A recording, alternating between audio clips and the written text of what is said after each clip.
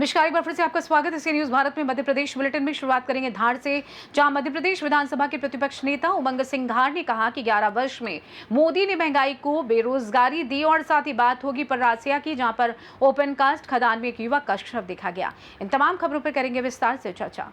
मध्य प्रदेश विधानसभा के प्रतिपक्ष नेता उमंग सिंह आज अपने क्षेत्र धार में आने के पश्चात 11 वर्षों में मोदी सरकार क्या किया, इसको लेकर उन्होंने जमकर भाजपा पर प्रहार किया।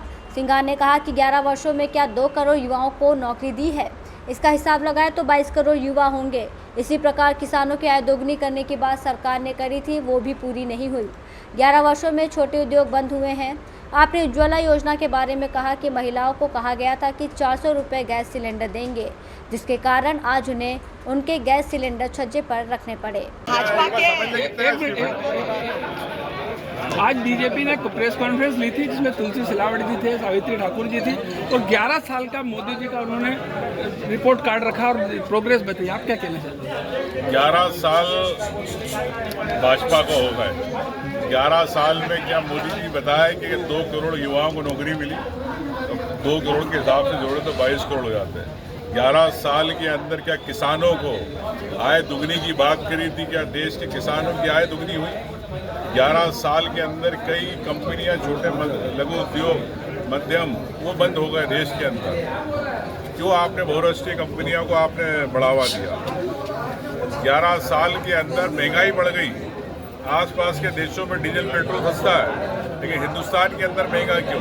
मोदी जी आपने महंगाई को लेकर क्या किया? 11 साल के अंदर मैं समझता हूँ कि भारतीय जनता पार्टी हर मोर्चे पे फैल रही। चाहे उज्ज्वला योजना 400 रुपये टंकी की बात करी थी, चुनाव हो गए, 1100 रुपये टंकी मिल रही है। आज बहनों ने टंकी छज्जे पे रख दी है।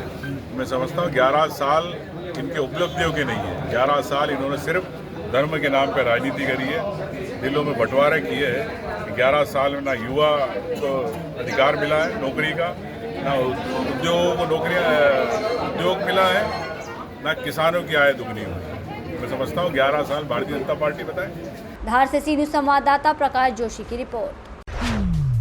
परासिया विधानसभा क्षेत्र के अंतर्गत आने वाली रावणवाड़ा बंद ओपन कास्ट खदान में आज एक युवक का शव देखा गया।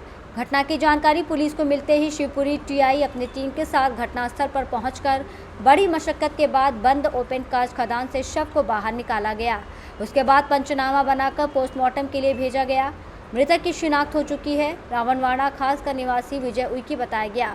लोगों का ये भी कहना है कि शायद शराब के नशे में वो शौच करने के लिए गया था, जहां पैर फिसल जाने की वजह से खनती में जा गिरा। वहां डूबने से उसकी मौत हो गई। फिलहाल मामला जो भी हो, पुलिस जांच में जुटी हुई है। परासिया से सी न्यूज संवाददाता ललित तिवारी की रिपोर्ट।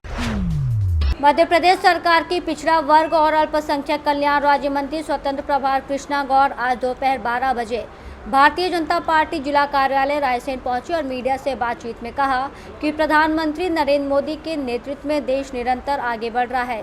वहीं मीडिया के सामने उन्होंने कहा कि केंद्र सरकार प्रत्येक गरीब व्यक्ति को उसका हक मिल सके और हर व्यक्ति को सरकार की हितकारी योजनाओं का लाभ मिले, इसके लिए प्रयासरत है। कृष्णा गौड़ ने आगे क्या कुछ कहा, सुनिए। योजना हमारी बहनों को सम्मान देने के लिए, प्रधानमंत्री आयुष्मान योजना गरीबों को 5 लाख तक का मुफ्त इलाज कराने के लिए, प्रधानमंत्री जनधन योजना गरीबों के खाते इस देश में पहली बार खाते खोलने का काम किया गया ताकि हमारे बेनिफिशियरी सरकार की योजनाओं का लाभ सीधे ले सके। बीमा योजना, घर घर बिजली योजना, नल से गरीबों के घर तक जल पहुंचाने की व्यवस्था, ये वास्तव में ऐसे काम थे जिसने हर गरीब को न केवल एक सम्मान का जीवन दिया, बल्कि गरीबों को उनका अधिकार देने का काम भी किया।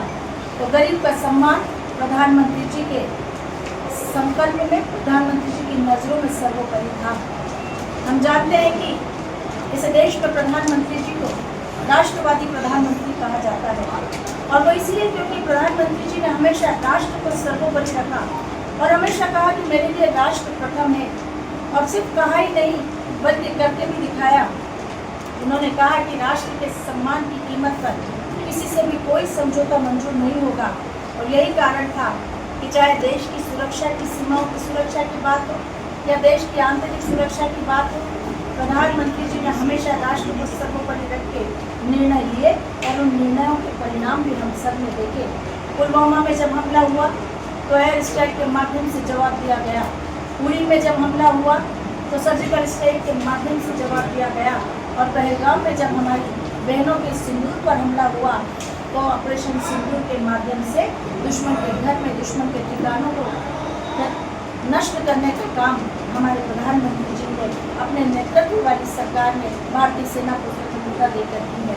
तो प्रधानमंत्री जी के हमेशा संकल्प में राष्ट्रवाद प्रथम रहा है और हमने देखा कि किस प्रकार से राष्ट्रवाद इस देश में हर नागरिक के लिए सर्वोपरि हुआ है। एक समय था जब राष्ट्रवाद की कोई कीमत नहीं थी, लेकिन प्रधानमंत्री श्री नरेंद्र मोदी जी के नेतृत्व संभालने के बाद इस देश की जनता ने वास्तव में ये स्वीकार किया कि राष्ट्रवाद हमारे लिए सर्वोपरि होना चाहिए। उसके बाद फिर हमारा समाज और उसके बाद हम। इसलिए राष्ट्रवाद की सम्मान देने की परंपरा का एक प्रारंभ हुआ।